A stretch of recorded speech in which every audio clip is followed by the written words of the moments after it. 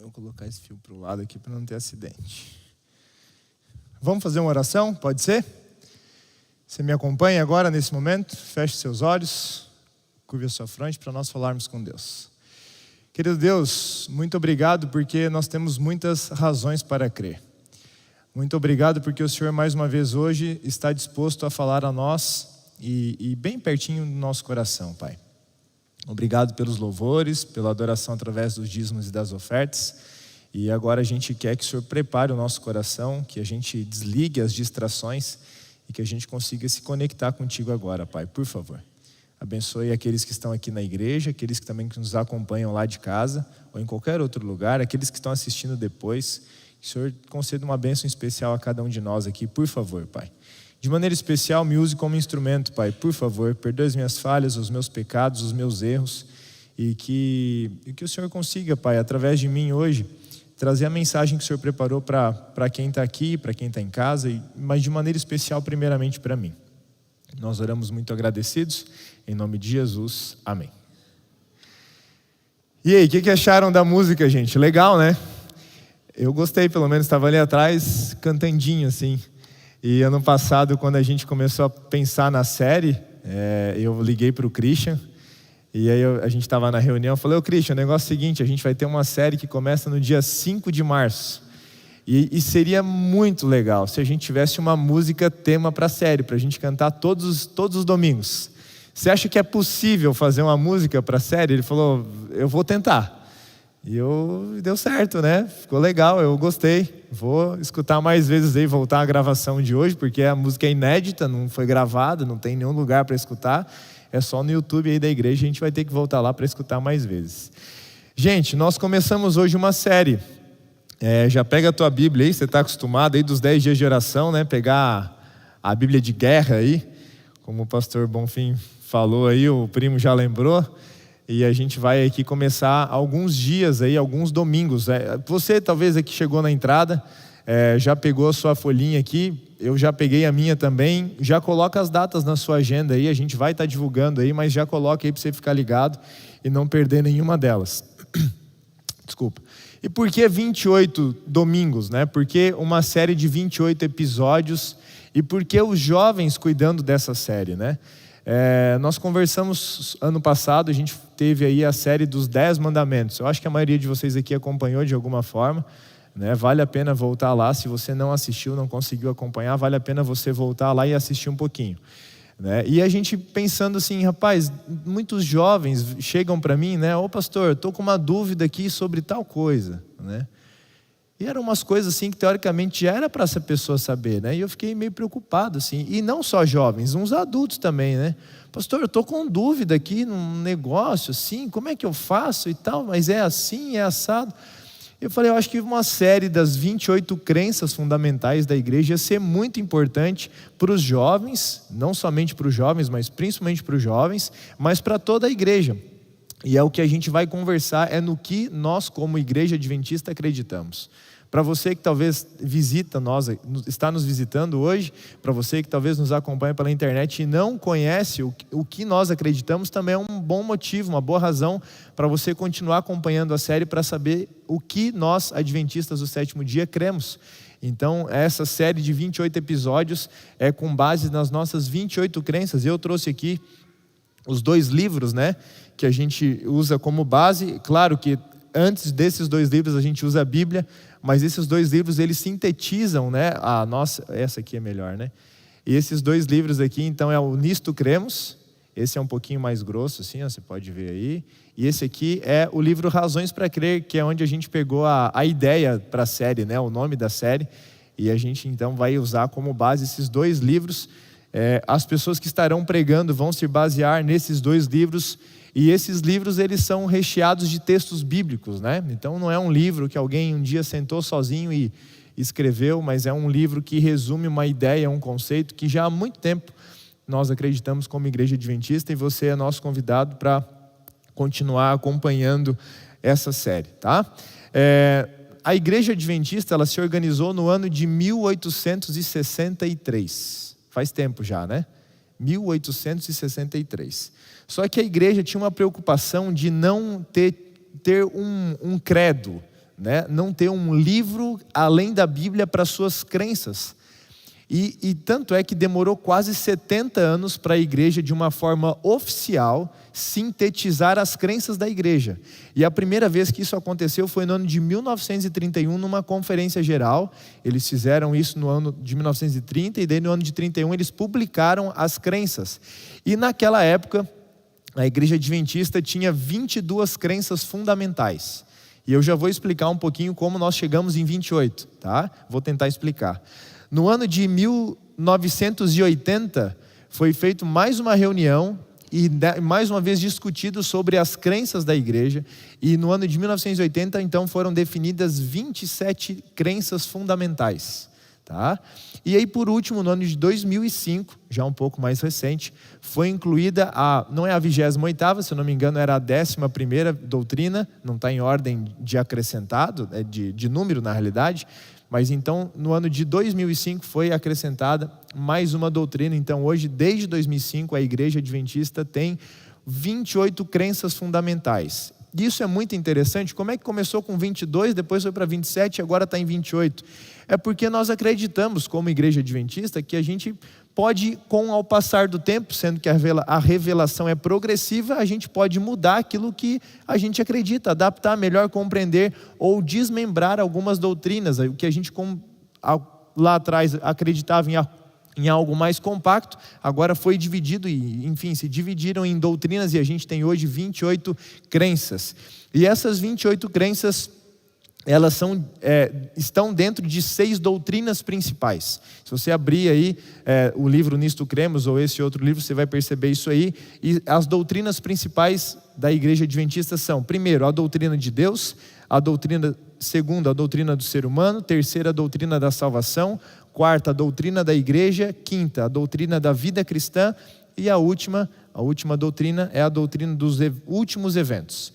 A declaração, eu quero ler aqui para vocês 2 declarações. A primeira declaração é essa declaração que abre o livro Nisto Cremos. Eu acho que é importante a gente saber disso, né? Você como adventista, você que está querendo conhecer um pouquinho mais da igreja adventista, a primeira declaração, uma declaração bem importante, falando sobre as 28 crenças, diz o seguinte: os adventistas do 7º dia aceitam a Bíblia como seu único credo e mantêm certas crenças fundamentais como sendo o ensino das Escrituras Sagradas.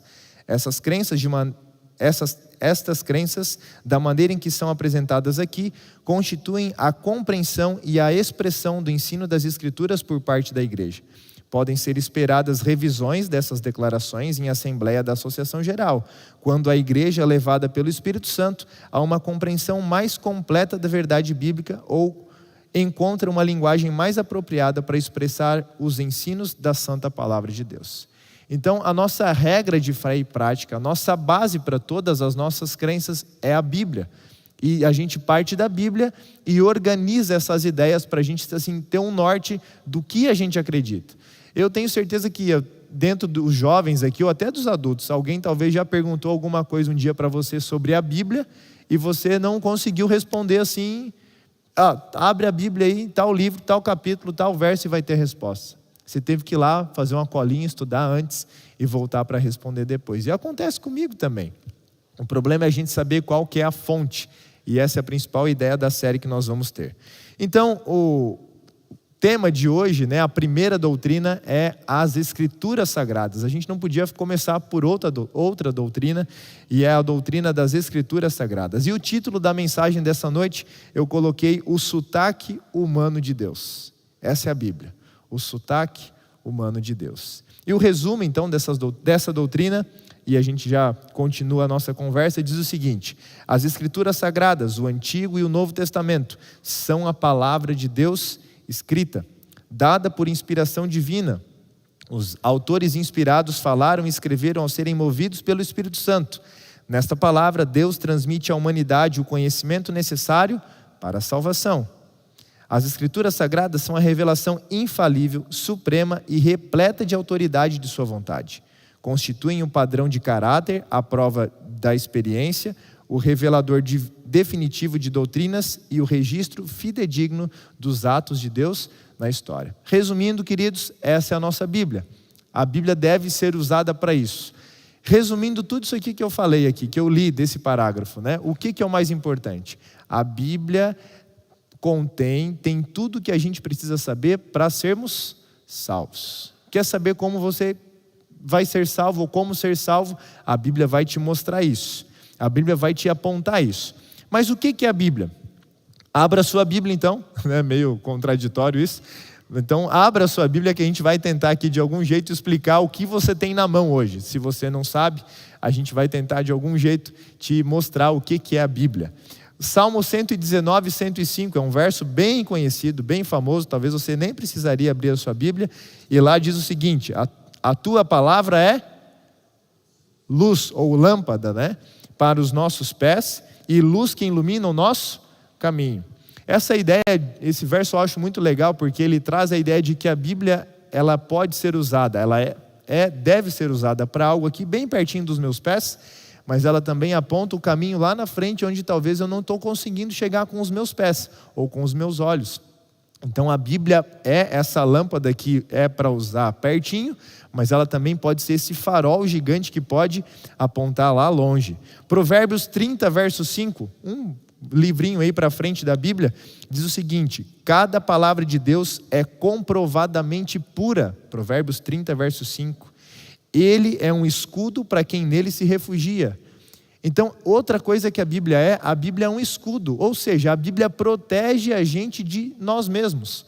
A Bíblia protege você de você mesmo, ou de ataques, ou de problemas, ou de situações que você se colocaria, caso você não soubesse o que está registrado na Bíblia. João 17, lá no Novo Testamento, ainda diz que santifica-os na verdade, a tua palavra é a verdade. Então a Bíblia é a verdade. Ah, mas eu acho diferente. Você pode achar diferente, mas a Bíblia é a verdade. Ah, mas eu penso diferente. Você pode, mas a Bíblia diz que ela é a verdade. 1 Tessalonicenses 2, verso 13, a gente avança um pouquinho ainda no Novo Testamento e diz assim: também agradecemos a Deus sem cessar, pois ao receberem de nossa parte a palavra de Deus, vocês a aceitaram não como uma palavra de homens, mas segundo verdadeiramente é. Paulo está escrevendo aos Tessalonicenses, né? E o que Paulo diz que é a palavra de Deus? Perdão, o que diz Paulo que era a Bíblia, né? Aquelas orientações como a palavra de Deus, que atua com eficácia em vocês, os que creem. E por último, o último verso que a gente vai ler agora, 2 Pedro capítulo 1, verso 20, verso 21, diz o seguinte, 2 Pedro capítulo 1, verso 20 e 21. Antes de mais nada, saibam que nenhuma profecia da Escritura, ou seja, nada que foi escrito na Bíblia, provém de interpretação pessoal. Não foi alguém que teve a ideia de fazer isso. Pois jamais a profecia teve origem na vontade humana, mas homens falaram da parte de Deus, impelidos pelo Espírito Santo. Resumindo, queridos, a Bíblia é Deus falando com um sotaque humano. A Bíblia é Deus falando com você e mostrando para você e para mim o caminho da salvação. A Bíblia, a palavra Bíblia, na realidade, ela é o plural de livrinho. Então, se a gente traduzir isso do grego literalmente, né, seria livrinhos. A Bíblia, na realidade, é livrinhos, porque é um conjunto de vários livrinhos pequenos. Você já sabe, só revisando, 39 livros no Antigo Testamento, escritos em hebraico e aramaico, 27 livros escritos no Novo Testamento, escrito no grego koiné, ou grego popular, né? Era a linguagem do povão lá da época. Tem diferentes gêneros literários, a gente tem profecias, tem poéticos, tem históricos, tem evangelhos, tem as cartas, e de maneira resumida, são esses gêneros literários que a gente tem na Bíblia. O período da Bíblia, desde o primeiro livro que foi escrito até o último ser finalizado, é um período de mais ou menos 1.600 anos. E aí a gente já começa a pensar, como é que uma pessoa que escreveu lá num tempo que não conhecia ninguém, não falou nada diferente de uma pessoa de 1.600 anos depois, quando terminou, né?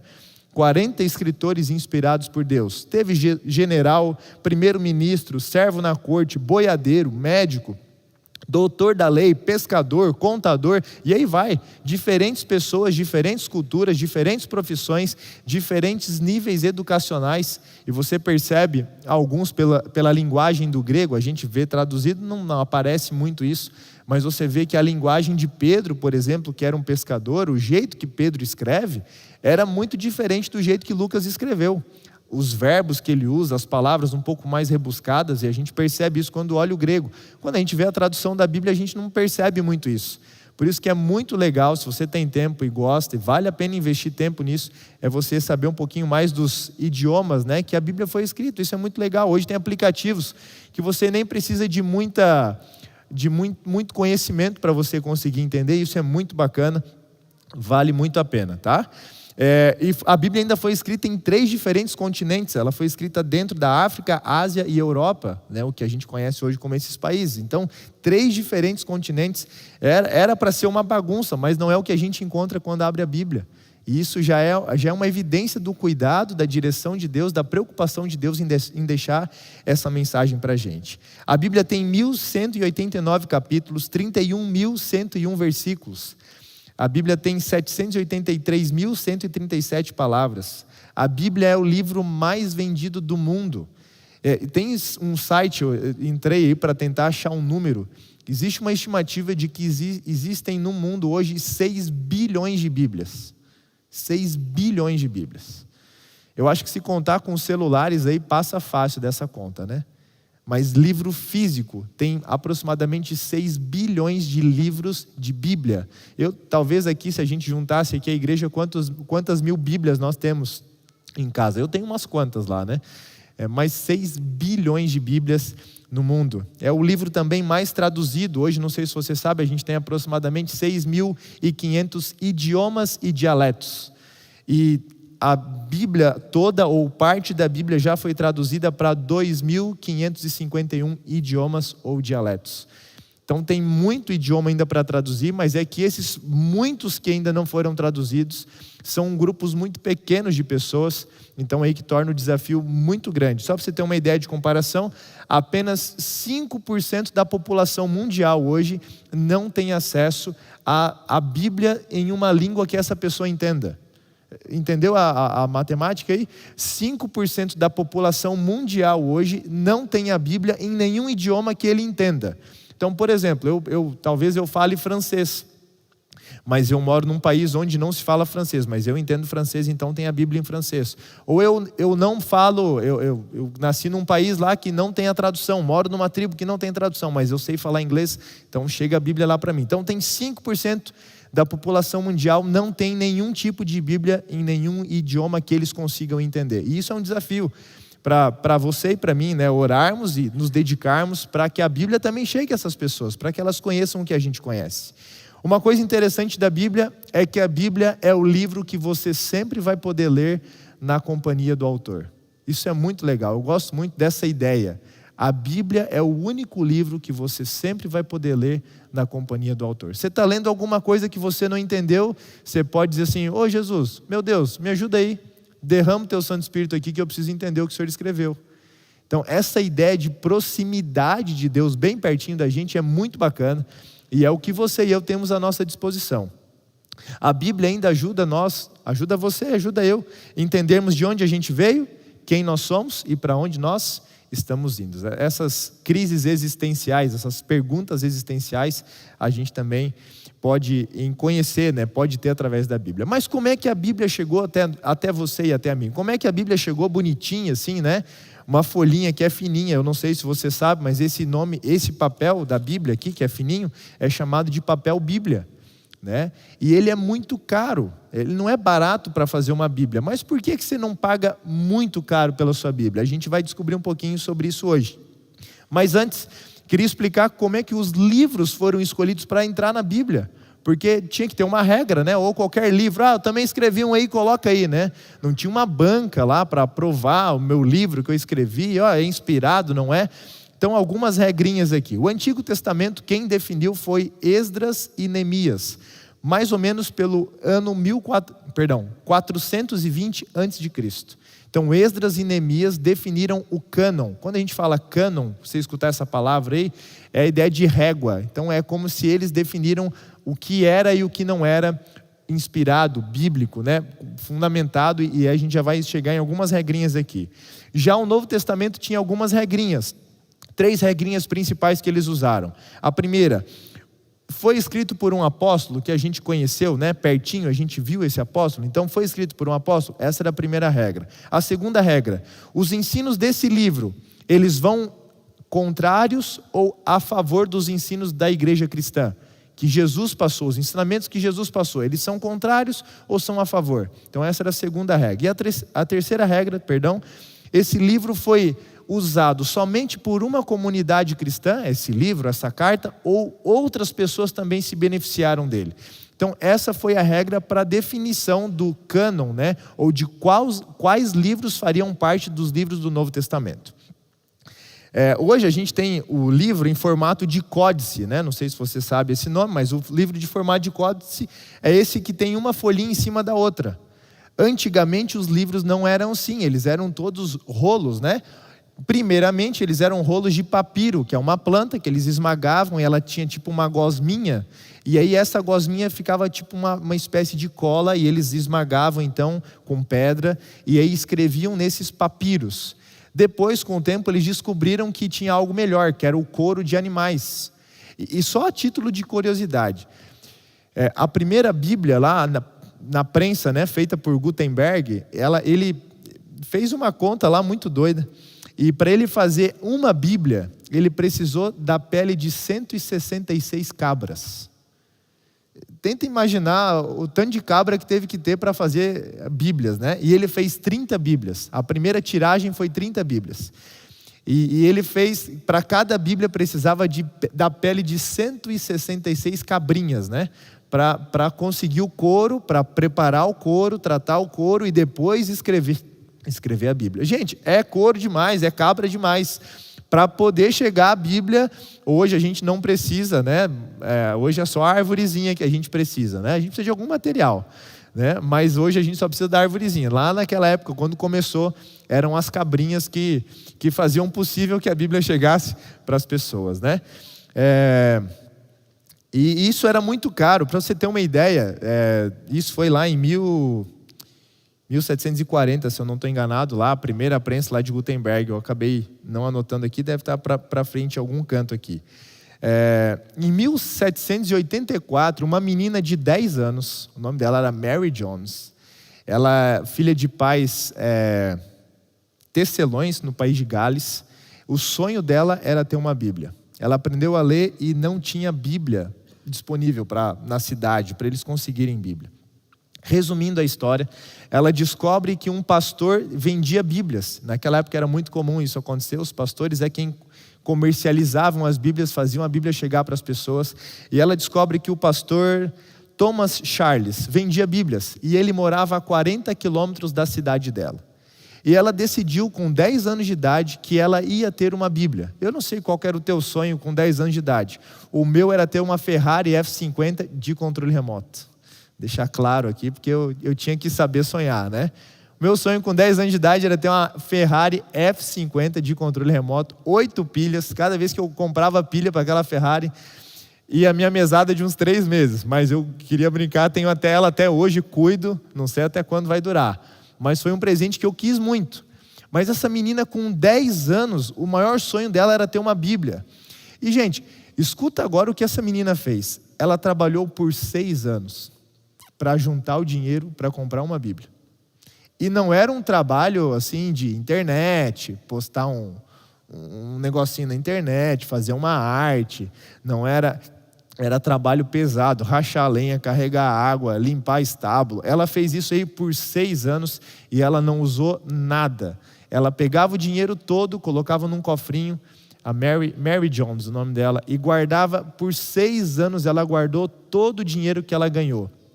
Ao final dos 6 anos, ela pega esse dinheiro que ela guardou e conta, falou, tem a quantidade para a Bíblia, mas, poxa vida, o pastor Thomas Charles mora a 40 quilômetros daqui. O que ela fez? Inverno, a pé, pega o dinheirinho dela, anda 40 quilômetros, chega lá na casa do pastor, bate: pastor, vim pegar uma Bíblia. E ele olha assim e falou: Mary, me desculpa, mas só tem uma Bíblia, e essa Bíblia já está encomendada. Imagina a tristeza da Mary, né? Imagina a cara do pastor olhando para essa menina e falando: meu, como é que eu vou dizer não para essa menina, né? E o pastor olha para Mary Jones e fala assim: Mary, desculpa, mas... E acabou que ele não conseguiu dizer não. Ele falou: quer saber? Alguém vai ficar sem Bíblia hoje e essa Bíblia vai ser tua. Você guardou dinheiro por 6 anos, e ela contando a história para ele: você guardou dinheiro por 6 anos, você caminhou 40 quilômetros no frio, você chegou aqui hoje, essa Bíblia vai ser tua. Alguém vai ficar sem Bíblia hoje, mas não vai ser você. Leva a Bíblia. Ela pega a Bíblia, volta 40 quilômetros caminhando para chegar logo em casa para poder começar a fazer o quê? Guardar a Bíblia na estante? Vender mais caro? Não, ela queria ler, né? E ela pega a Bíblia agora e começa a ler. E o primeiro salmo que ela lê, na noite que ela chegou em casa, foi o salmo de 150, o número 150. É muito legal a história dessa menina, tem na internet aí, depois você pode ver. E por causa dessa menina, iniciaram-se as sociedades bíblicas. Uma menina de 10 anos. A gente muitas vezes não valoriza tanto a iniciativa das crianças, né? A pureza das crianças, dos juvenis, dos jovens, dos adolescentes, enfim, todo mundo tem pureza. Mas essa menina, cara, eu fico pensando, 6 anos trabalhando, eu não sei, você toparia trabalhar 6 anos para comprar uma Bíblia? E depois caminhar 40 quilômetros no frio, sem casaquinho térmico, sem, né, corta-vento, e jaquetinha impermeável, botinha de não sei o quê, 40 quilômetros no frio para comprar a Bíblia. E foi isso que ela fez. E pensando nisso, hoje a gente tem sociedade bíblica no Brasil. Provavelmente, se você abrir a sua Bíblia aí, vai ter o carimbinho aí, né? Eu estou abrindo a minha aqui, Sociedade Bíblica do Brasil. Consegue mostrar aí? A de vocês provavelmente vai ter também. E a Bíblia não é tão cara por causa dessa menina que um dia teve no coração dela. É esse aqui, ó. Isso, esse acho que não.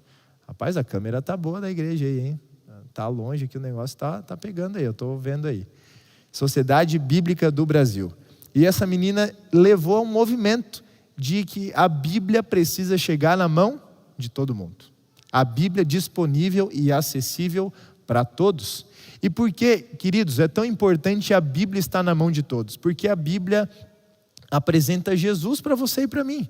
Eu tenho aqui uma relação, eu fiz aqui Jesus em todos os livros da Bíblia. Gente, em Gênesis, por exemplo, ele é o princípio. Em Josué, ele é o general. Eu não vou ler todos aqui. Se você quiser, depois me pede, que tem Jesus em todos os livros da Bíblia. Se você vai em Cantares, ele é o noivo. Se você vai em Ezequiel, ele é a glória viva. Se você vai em Amós, ele é pastor. Se você vai em Jonas, ele é missionário. Se você vai em Sofonias, ele é proteção. Indo para o Novo Testamento agora, se você vai em Marcos, ele é o operador de milagres. Se você vai em Gálatas, ele é libertador.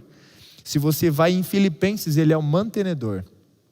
Se você vai em Tito, ele é a bendita esperança. Se você vai em Tiago, ele é a cura.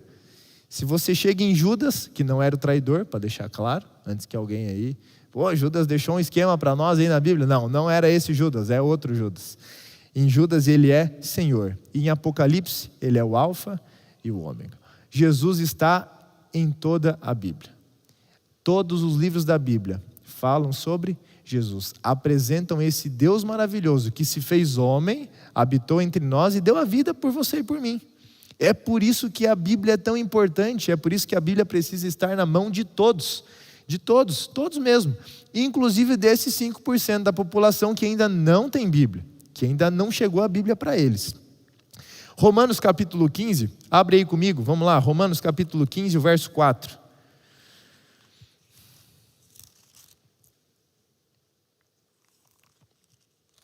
Romanos capítulo 15, o verso 4, diz assim: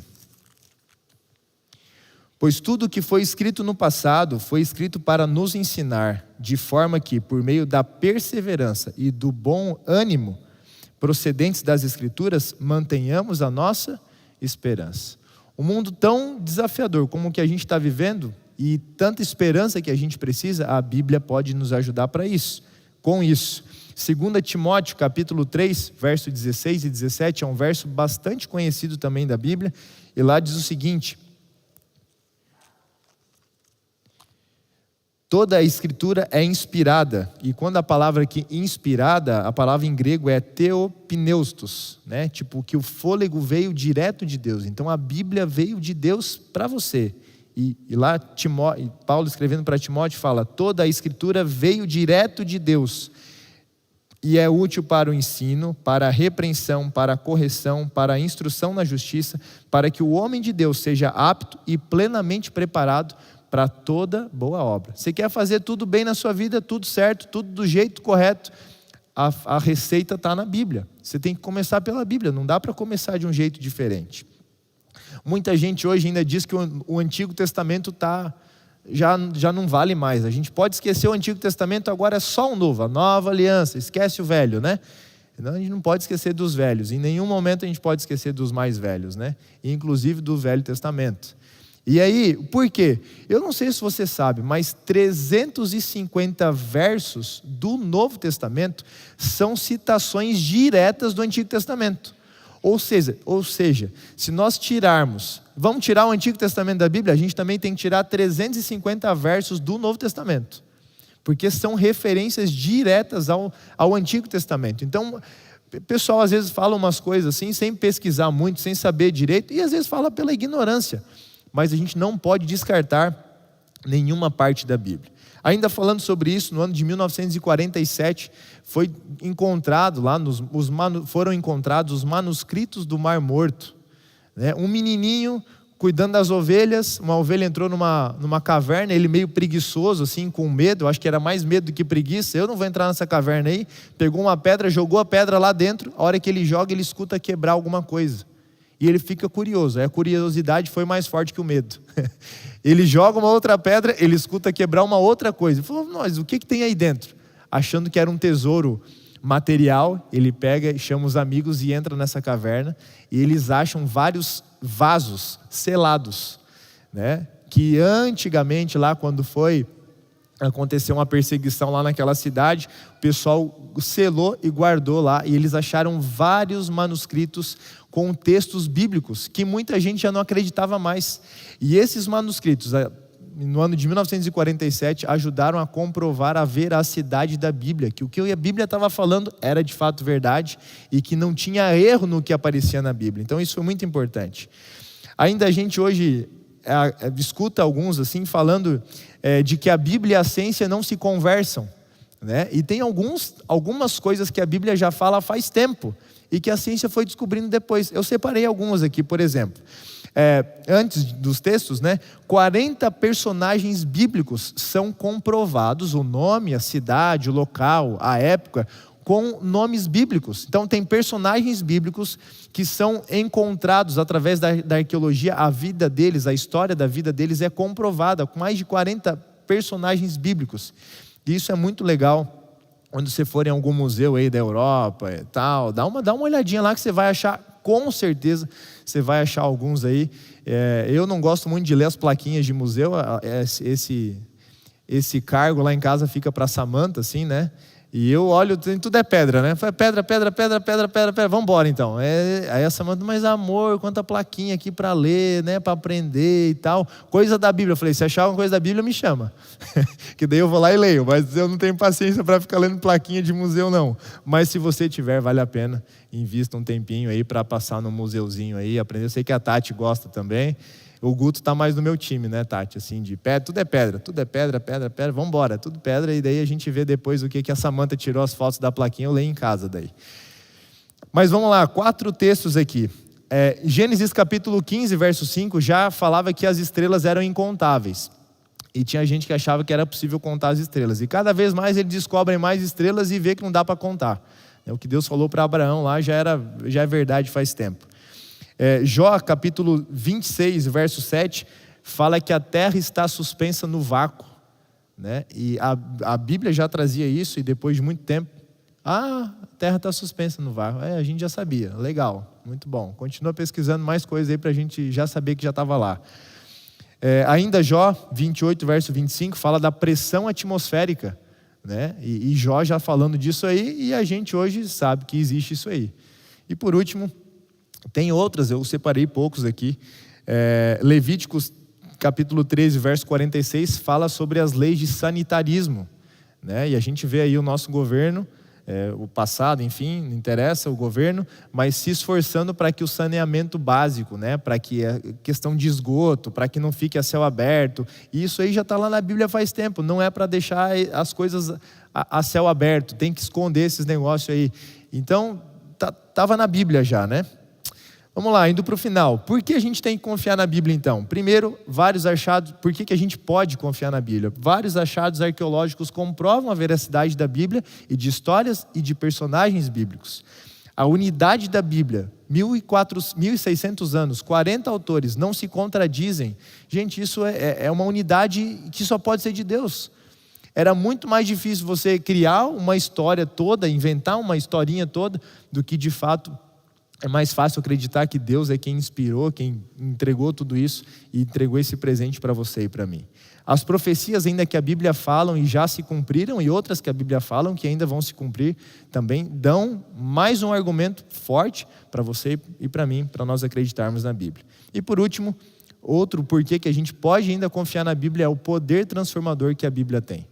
Quem entra em contato com a Bíblia não vai ser mais o mesmo, se entrar em contato do jeito certo. Se passar na presença de Deus, conhecendo mais sobre esse Deus maravilhoso, que é o que a Bíblia faz, né?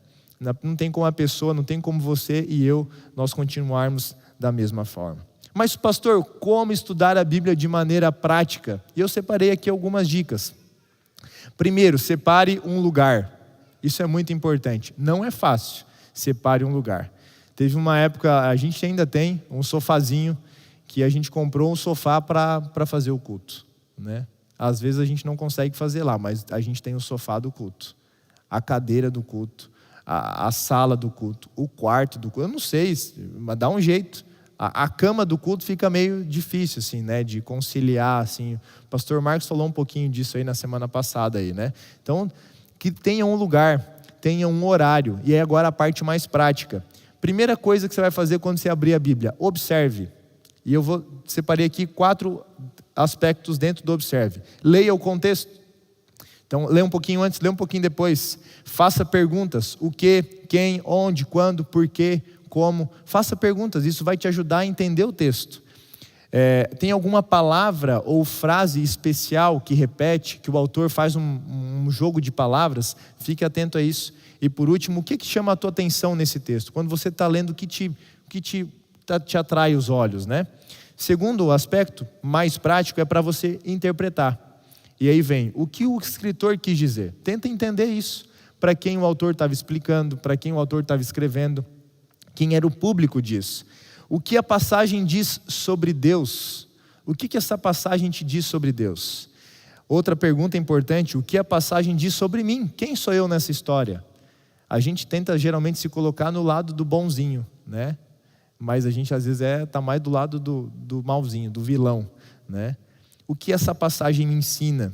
E por último, aplique o que Deus quer que eu entenda com esse texto. O que Deus quer que eu coloque em prática desse texto. Porque não adianta de nada eu só ler a Bíblia, se eu não começar a colocar em prática isso. Como eu posso colocar em prática isso, né? Eu sei o que é o certo, eu sei que é bom, mas como eu vou colocar em prática isso? E por último, eu não posso ficar com essa bênção só para mim. Como eu posso compartilhar isso com outras pessoas? Gente, sabe qual que é o problema? Hoje não falta Bíblia, entendeu? A gente não, talvez aí tem 5% da população que está como Mary Jones, talvez, desesperada para ter uma Bíblia. E na tua Bíblia sobra, na tua casa sobra a Bíblia. Na minha casa sobra a Bíblia. O problema hoje não é a falta de Bíblia. O problema hoje é a falta de comprometimento em passar tempo com a Bíblia. A gente está acabando de vir, estamos vindo aí de uma semana que a gente estava aqui todo dia, né? Meditando, pensando, apanhando aqui todo dia. Estamos todo mundo apanhando aqui, né? Tem que melhorar isso. Poxa vida, eu não tinha pensado naquilo lá também, mas isso, nossa, eu não tinha nem sonhado com isso. E o que o inimigo mais quer é que você não passe tempo com a Bíblia. Sabia disso? Ele vai te arrumar muita coisa, e coisa boa até, sabe? Não, eu tenho que ir para a academia, eu tenho que acordar mais cedo, eu tenho que trabalhar, eu tenho que estudar, mas nada disso vai substituir o teu tempo com a Bíblia. Porque na realidade você não está se encontrando com um livro, você está se encontrando com uma pessoa. Eu fiz uma conta e eu fiquei de boca... Gente, eu nunca tinha feito essa conta. Quanto tempo você acha que você precisa para ler a Bíblia toda? Alguém quer chutar aí? Quanto tempo você precisa para ler a Bíblia inteira? Se você começasse a ler e não parasse, quanto tempo? Não. Eu também achava que era mais assim, mas é bem menos. Faça as contas, é menos do que 3 meses, é menos do que um mês, é menos do que uma semana, é menos do que uma semana. E eu fiquei preocupado, falei, Senhor, porque quantas vezes eu inventei uma desculpinha esfarrapada, eu estou com vontade de perguntar aqui, mas eu não quero perguntar. Se todo mundo aqui já leu a Bíblia toda, não levanta a mão, não te expõe aí, viu? Porque eu vou te mostrar que é muito fácil ler a Bíblia, tá? Gente, os jovens aqui sabem que eu gosto de Fórmula 1, né? Hoje teve a primeira corrida. Que tentação, né? Estudar para o sermão, preparar a mensagem ou assistir a corrida, né? Que duelo, né? Falei, Senhor, me ajuda, não quero, mas eu quero saber, Senhor, mas eu tenho que preparar a Bíblia, Senhor, mas... Gente, olha só, olha a conta boba que eu fiz aqui, tá? Cada corrida, vamos fazer de conta que cada corrida levasse 2 horas e meia. Às vezes leva até mais. No ano tem 23 corridas, tá? E essas 23 corridas, levando 2 horas e meia cada corrida, eu conseguiria ler a Bíblia todinha nesse tempo das 23 corridas do ano. Pesado, né?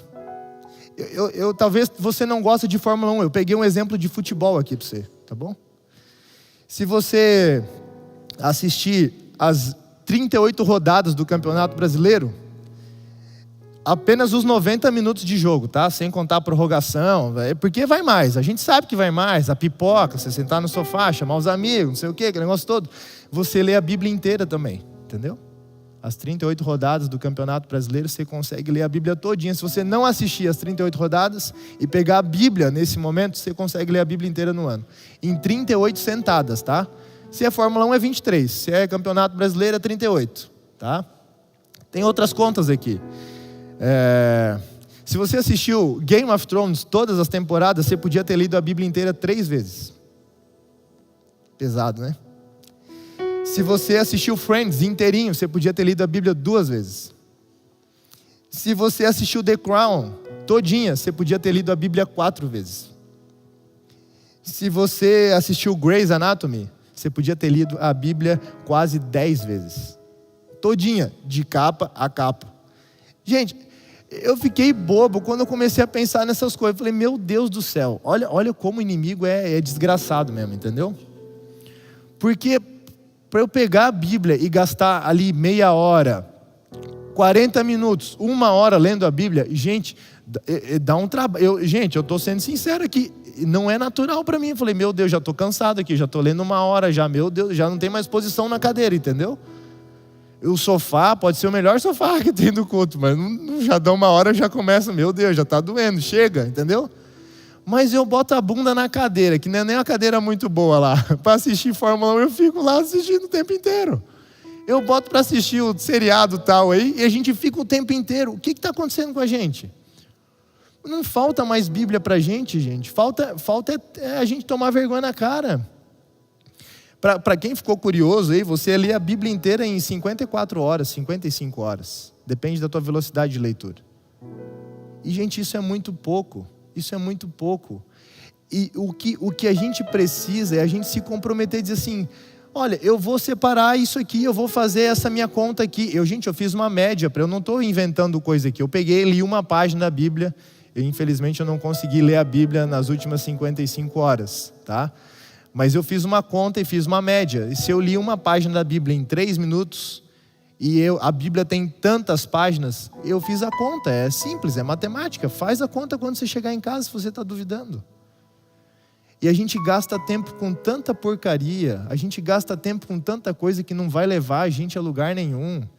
No que vai adiantar a gente saber do fulano, saber do ciclano? A gente está por dentro do que saiu, do que não saiu. É notícia, é novela, é jornal, é campeonato disso, é campeonato daquilo, é isso, aquilo, outro. Gente, e a Bíblia? E a Bíblia? Nós vamos ter uma série aqui falando sobre as 28 crenças, e a primeira e a mais importante é a Bíblia. Quanto tempo nós estamos planejando separar para ler a Bíblia todo dia? Para estudar a Bíblia todo dia? Toma vergonha na cara, não leu a Bíblia toda ainda, você tá vacilando. Ah, mas é porque não tem desculpa para você e para mim também não tem não. Fica enrolando, depois, eu vou esperar o ano bíblico para... Gente, janeiro está longe, tá? Você não tem que esperar janeiro para começar a ler a Bíblia. Em 55 horas, em 60 horas, em 80, se você ler uma tartaruga aí, igual uma tartaruga, você resolve isso aí. Para de inventar desculpinha. Passa tempo com a Bíblia, porque a Bíblia vai te apresentar, vai te presentear a pessoa mais importante desse universo. A Bíblia coloca você em contato com o Deus, o Criador de tudo. E Ele pode sim, de fato, trazer ajuda, conforto, consolo, esperança para você. E resolve o teu problema de verdade, não é paliativo, não é placebo. Ele resolve de verdade, é na raiz do problema que Ele resolve. Será que está faltando tempo para a gente? Eu não estou sem tempo. Mas eu... gente, podia ficar aqui inventando um monte de desculpa, né? A gente tem que acabar. A gente vai ouvir uma música agora que fala para a gente voltar às coisas que a gente já sabia. Eu falei alguma novidade aqui que você tem que ler a Bíblia hoje, você não sabia disso? Que a Bíblia é importante, que a Bíblia te apresenta Jesus, que toda a Bíblia é inspirada por Deus, ela vai te ajudar. Não, eu e você já sabíamos de tudo isso. O que falta para você e para mim é vergonha na cara de voltar a fazer, a valorizar aquilo que a gente sabe que tem que fazer. Não estou afim, se dane a nossa vontade. Mas eu não quero. Deus não está nem aí para isso, Ele quer a nossa salvação. E a gente vai, ao passarmos tempo com Deus, a gente vai conhecer mais desse Deus maravilhoso e de quão disposto Ele já esteve no passado, está no presente e garante que estará no futuro de se preocupar com a nossa salvação. Hoje é o dia de você voltar. Hoje é o dia de você acertar as contas com Deus. Hoje é o dia de você estudar a liçãozinha da escola sabatina igual seu pai e sua mãe faziam com você todo dia, entendeu? Teu pai e tua mãe talvez não estão mais com você, não estão mais do teu lado, mas hoje é o dia de você fazer isso. Hoje é o dia de você decorar o versinho áureo. Hoje é o dia de você fazer o culto. Hoje é o dia de você voltar à raiz, voltar à essência. Enquanto o Marcos canta essa música, você conhece essa música. E essa música precisa ser a sua e a minha oração. Hoje é o dia de a gente voltar a ser criança, de a gente lembrar das coisas lá de trás. E a gente resgatar aquele relacionamento talvez que a gente perdeu com Deus lá atrás, por deixarmos de ter contato com a Bíblia, por deixarmos Deus de lado por tantas outras coisas. Canta com o Marcos agora, enquanto ele canta essa música. Já está aqui, né, Marcos? Cheguei, Marcos. Hoje é o dia de você lembrar das experiências boas que você já teve com Deus no passado, de quando você era grudadinho com Ele. Que Deus te lembre disso, nesse momento agora, desses momentos especiais que você já teve, e hoje Ele está disposto a reatar esse relacionamento contigo, através da Bíblia, passando tempo com a Bíblia.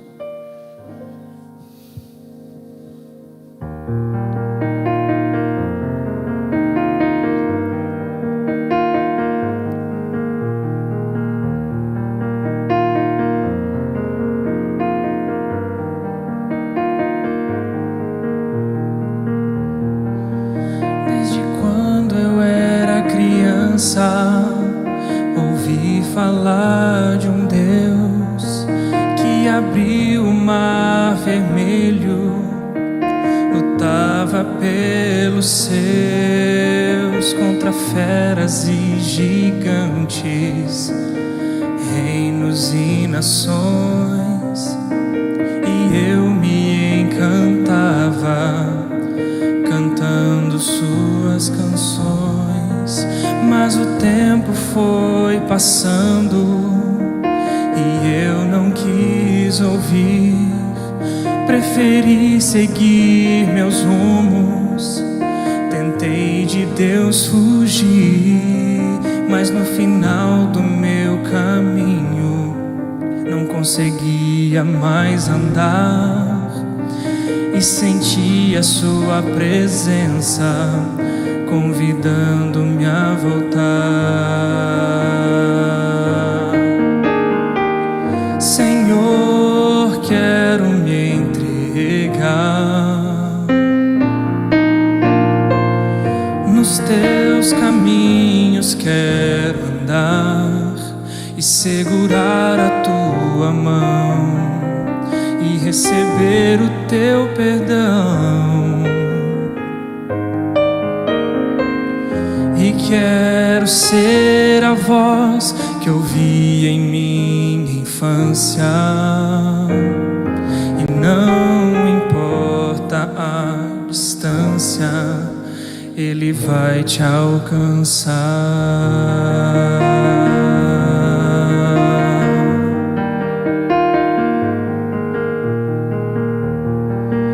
E para quem estiver cansado, sofrer de solidão, pra tua vida fracassada, meu Deus é solução, pois deixou as suas ovelhas para vir te procurar, e se sente sua presença, porque hoje não cantar.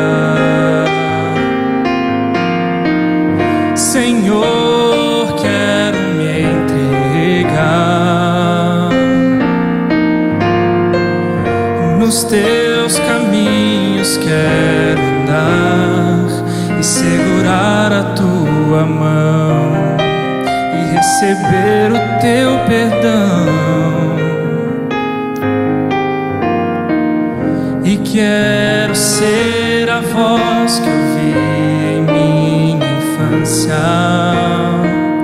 e vou cantar que não há distância que te possa afastar. Senhor, quero me entregar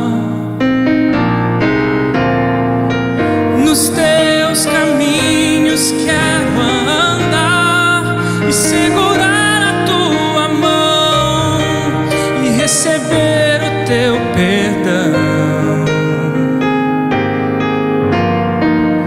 E quero ser a voz que ouvi em minha infância,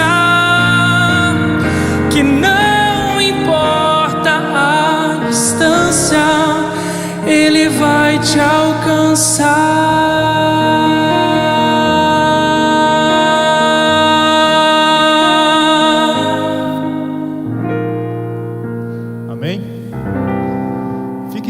Para a gente orar.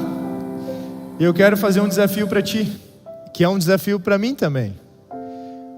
O ano está só começando. Não é possível que a gente vai chegar ao final do ano sem ter lido a Bíblia inteirinha. Pastor, não comecei ainda. Dá tempo. 60 horas você resolve a brincadeira, entendeu? 60 horinhas você resolve isso aí. Meio lerdinho assim, 80, entendeu? Mas não tem desculpa, gente. Quanto mais tempo a gente vai perder com outras coisas e não vai priorizar o contato com a Bíblia. E isso eu estou falando primeiro para mim. Eu também tenho essas lutas.